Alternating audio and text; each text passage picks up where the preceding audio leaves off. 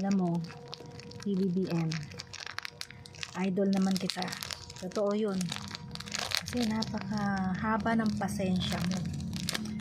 Hindi katulad ng nakaraang administration. Ako, may masabi kang hindi maganda. Alam mo na,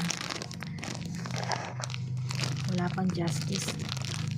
Ikaw talaga, magaling ka talaga. Mahaba ang pasensya mo sa mga bumabati ko sa'yo. Okay. So, di ba, gera? Ito kasing DOE talaga nakakainit ng ulo yung mga yan.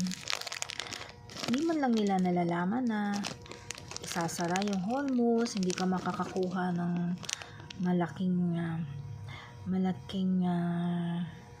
amount ng crudo sa ibang bansa, at kung meron man, mahal.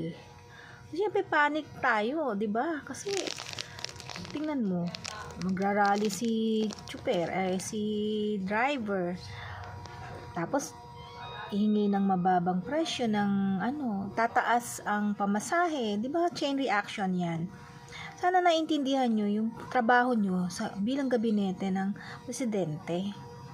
Hindi kayo nilagay dyan para maging flower base. Magmarites kayo minsan. Nakikita nyo yung mga comment ko. Unsolicited comment. Yan, marami kong nakakaaway dyan sa comment eh. Pero okay lang yan. Kasi totoo yan eh. Hindi nyo ako mariringgan ng maganda kung hindi nyo deserve.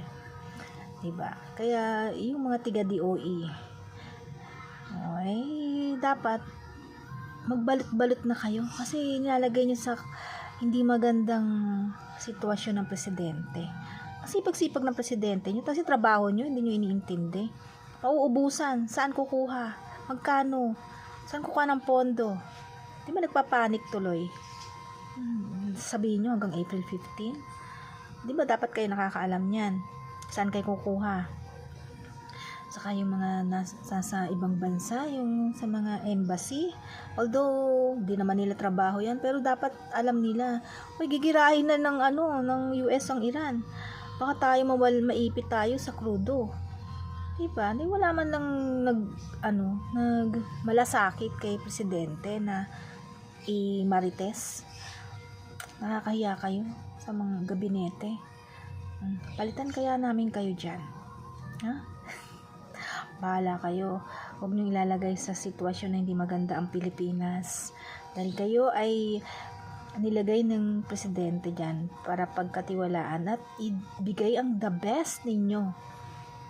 Okay? The best na serbisyo nyo. Hindi yung susweldo lang kayo dyan. Hindi kayo nag-iisip. Hindi kayo naghahanap. Wala kayong ingunguso na ganitong nangyayari. Nakakahiya kayo. Diba? Wala na ngang masyadong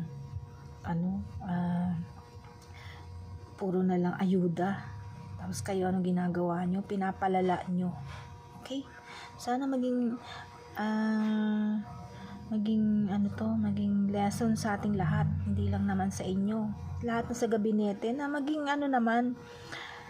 bukas ang mata at ang tenga at pakiramdam sa mga nangyari sa kapaligiran, lalong-lalo na sa ibang bansa.